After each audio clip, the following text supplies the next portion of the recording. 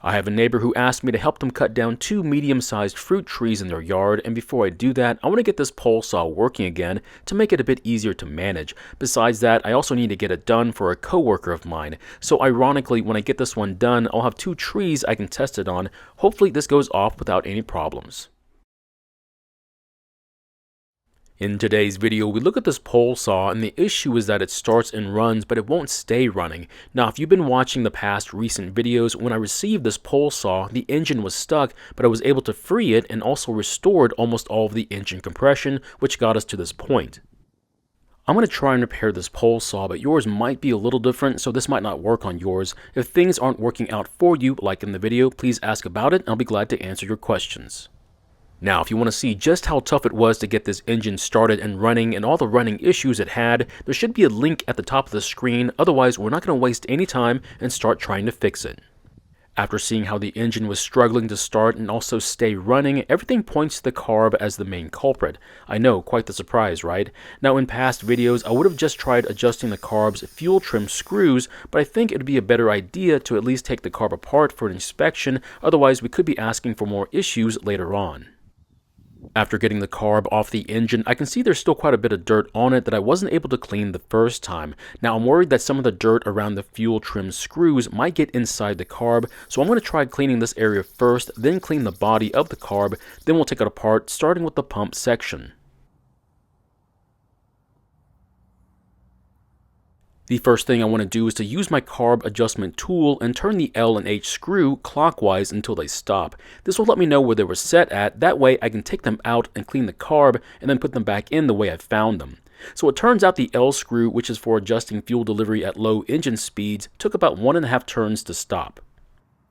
Now the H screw is for adjusting fuel delivery when the trigger is fully squeezed and the engine is at full speed, and after turning it clockwise it took about 1 3/4 turns for it to stop. After that we can then take them both out. Now just be aware you need to keep these from being mixed up because they may not be the same, so when taking them off keep them in a safe place and place them so you can put them back where they came from. Now I'm not sure if you can even swap them around, but I'm not going to find out.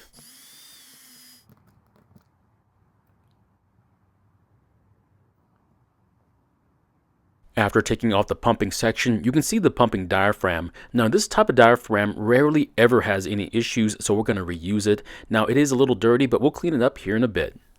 Now even though there's some dirt in here, probably from its time in the water, I'm more interested in the inlet screen, which surprisingly doesn't have any debris on it. But to safely clean this carb, we'll need to remove the needle and rocker arm assembly that's under the metering diaphragm, which is hiding underneath this metal plate.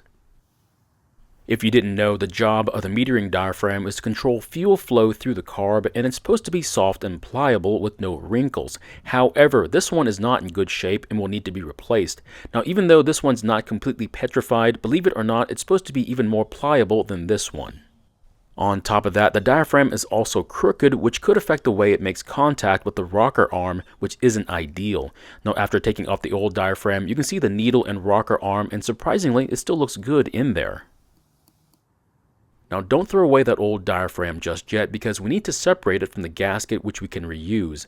Now you can buy these, but if you don't have to replace it, it just makes things easier. Now after removing any visible dirt, I'm going to perform a flow test for the inlet screen. We need to make sure that fuel can pass through the screen, otherwise we'll need to clean it. After filling the pocket for the screen with fuel, I'll then press the rocker arm on the other side and we should see the fuel disappear through the screen. Unfortunately, it's not disappearing, which means we'll need to remove the needle and rocker arm and give it a good cleaning using carb cleaner.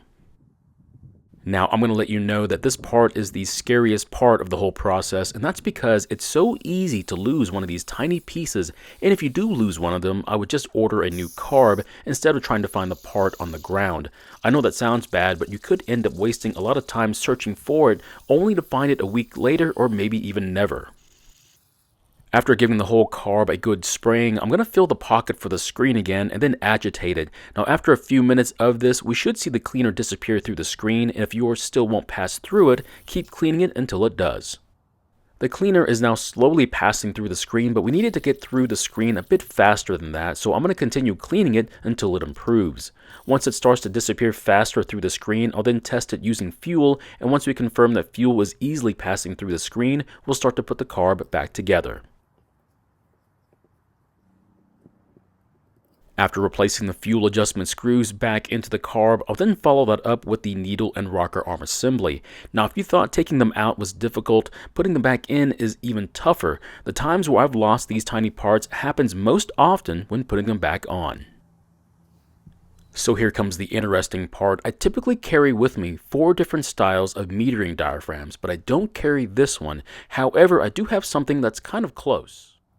Now this one looks a bit different than the original one, but the most important part is the size of the stem in the middle, which in this case is short, so I shouldn't have any issues using this one that only has 3 bolt openings. Now when installing the new diaphragm, just remember to put the gasket down first, followed by the diaphragm.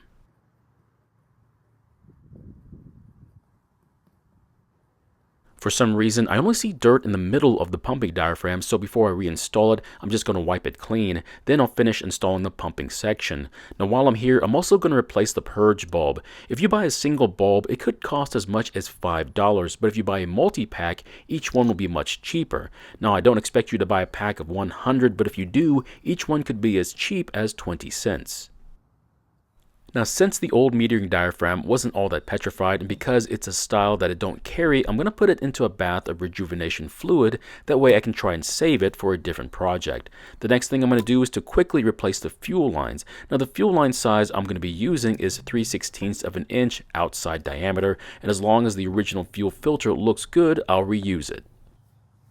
Besides getting the filter out of the tank, there was also this plastic splice in the tank. Manufacturers sometimes put this on the end of the return line to keep the line from coming out of the tank.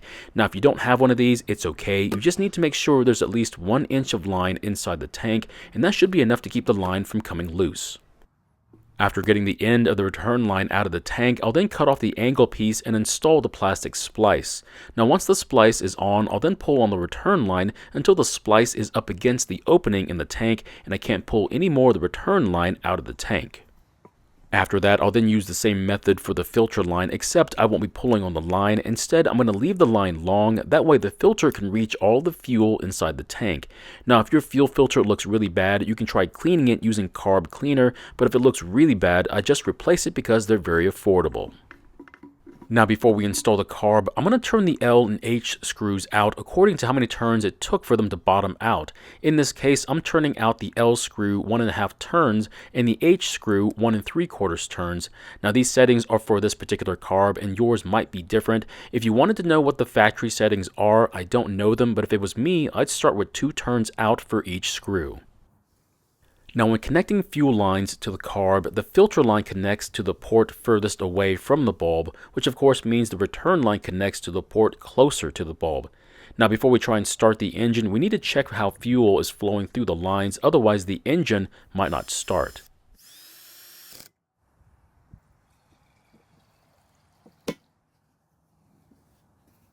Now when pressing the bulb, fuel will come up the filter line and then go through the carb, fill the bulb, and then leave the carb by the return line and go back to the tank.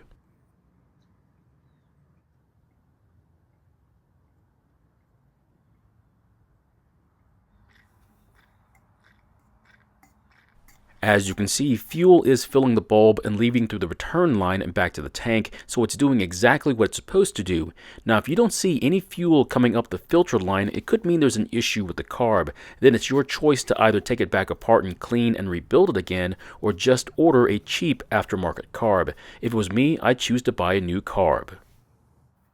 Now since we might need to tune this carb, I'm going to install the pole saw attachment because I need to put a load on the engine. I guess you could put whatever attachment you want on there to tune it, but I'd recommend using whichever one you're going to use most often. Once it's on, it's now time to try and start the engine.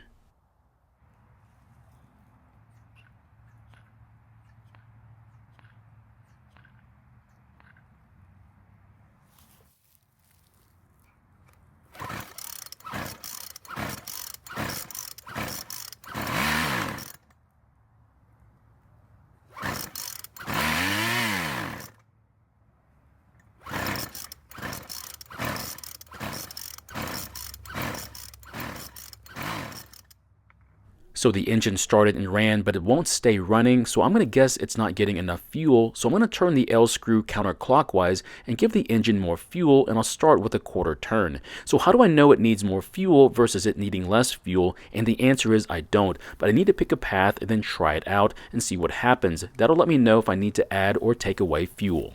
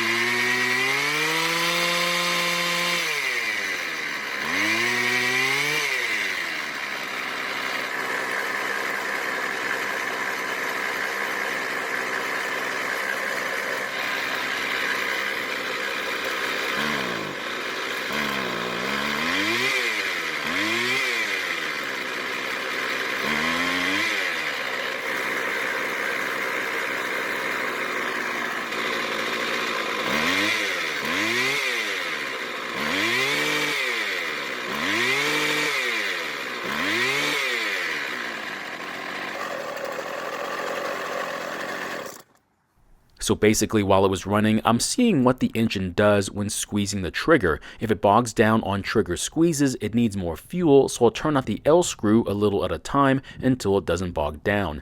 Now, I only made a slight adjustment on the H screw, even though it wasn't bogging down, but I can always adjust it again once we try to cut some wood with it, which is what I'm going to do right now.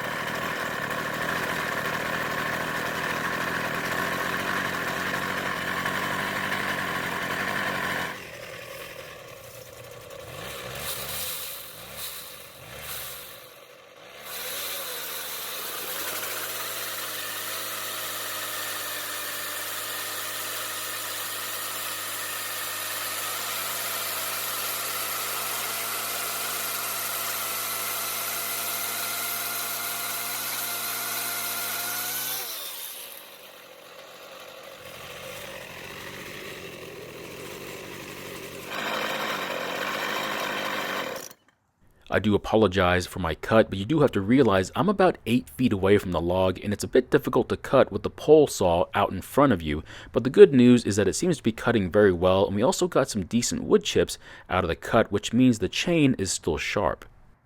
Now, just to let you know, I've already cut down those 2 fruit trees, and this pole saw did extremely well considering the condition it was in when we first got it. Now, the engine doesn't sound all that great, but it still had plenty of power to do what it needed to do.